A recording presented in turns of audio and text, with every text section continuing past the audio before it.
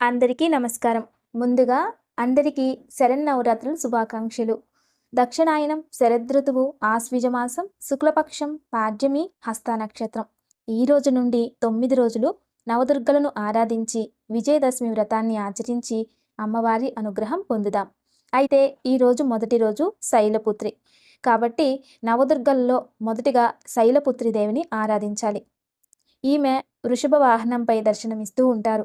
అమ్మవారి చేతిలో త్రిశూలం మరియు కమల పుష్పం ఉంటాయి. త్రిశూలం శక్తికి, కమలం సాధనకు సంకేతాలు. ఇక ఎద్దు శుభానికి సంకేతం. ఇలా అమ్మవారు మనకి దర్శనమిస్తూ ఉంటారు. ఈ శైలపుత్రి తండ్రి పేరు పర్వతరాజు, హిమవంతుడు. పర్వతరాజు యొక్క జ్యేష్ఠపుత్రికే శైలపుత్రి. ఈమెకి పూర్వజన్మ సతీదేవి. సతీదేవి అవతారం తర్వాత పర్వతరాజు పుత్రికగా శైలపుత్రి జన్మిస్తారు. ఈ అవతారంలో మళ్ళీ ఆ పరమేశ్వరుణ్ణి ధ్యానించి వివాహం చేసుకోవాలని పూజిస్తుందని ఇతిహాసం. అయితే ఈ 9 రోజులు నవరాత్రుల్ని ఏ ప్రాంతాల వారి ఆచారాన్ని బట్టి వారు ఆచరిస్తూ ఉంటారు. మన దక్షిణ భారతంలో 9 రోజులు కూడా మహాలక్ష్మి, మహాసరస్వతి, మహాకాళి స్వరూపాలుగా అమ్మవారిని ఆరాధిస్తారు.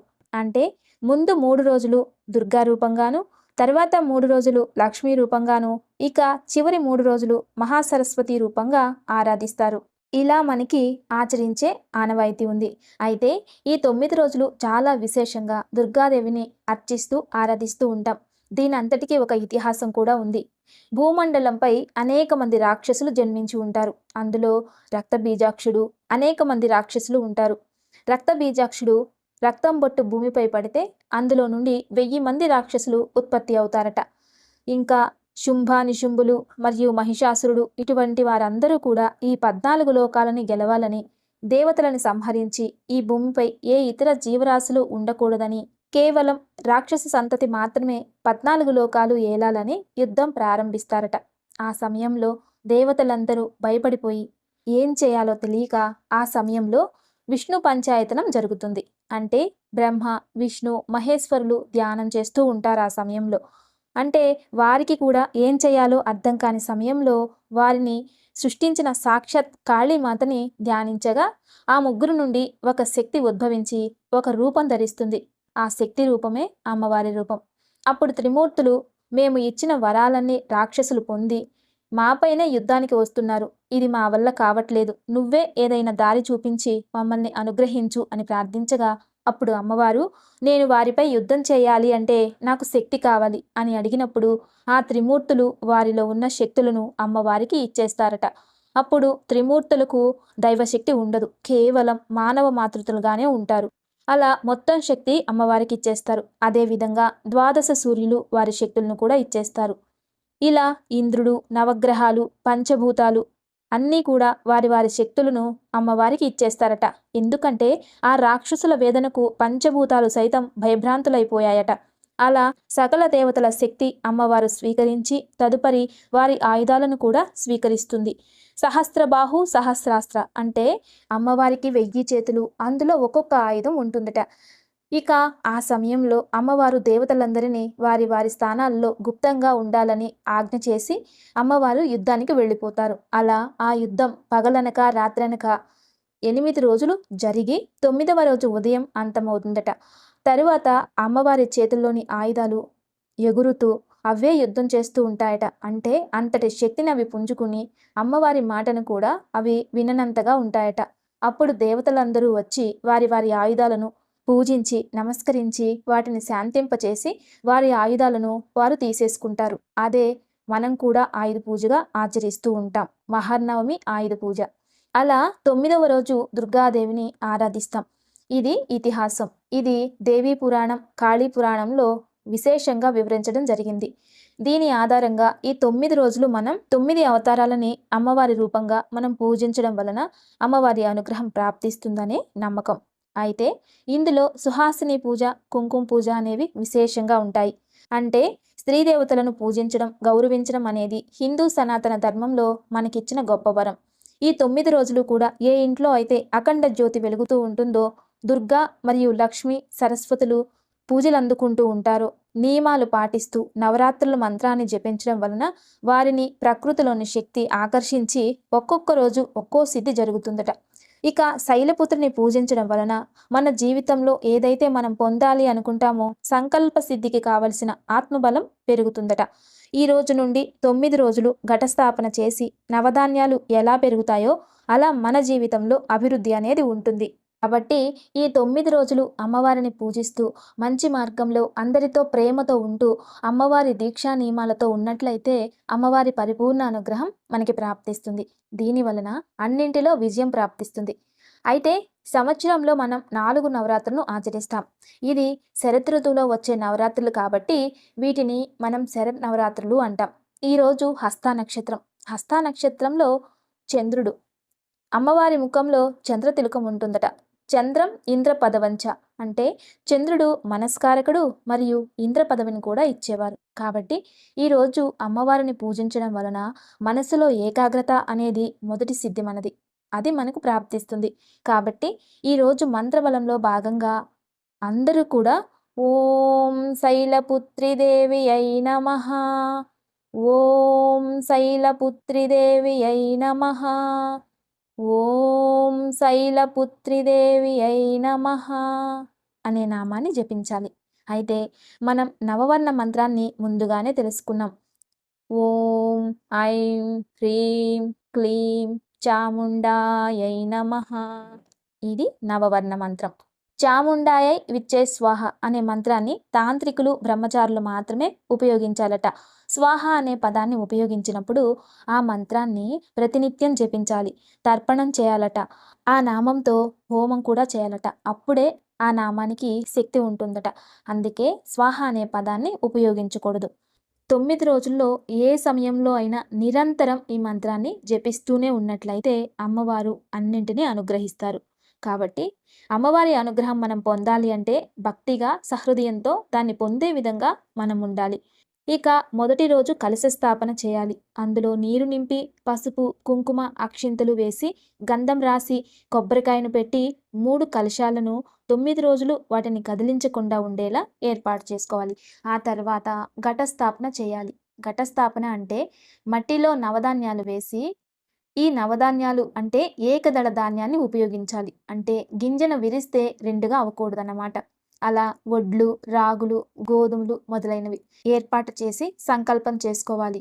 ప్రకృతి మాతని ఆరాధిస్తూ ఈ మొలకలు ఎలా అయితే మొక్కలుగా వృద్ధి అవుతాయో అలాగే నా మూలాధార చక్రం నుండి సహస్రార చక్రం వరకు కూడా ఈ 9 రోజులు దైవశక్తి ఉత్పత్తి అయ్యేలా నన్ను నా కుటుంబాన్ని కాపాడు తల్లి అని సంకల్పం చేసుకోవాలి.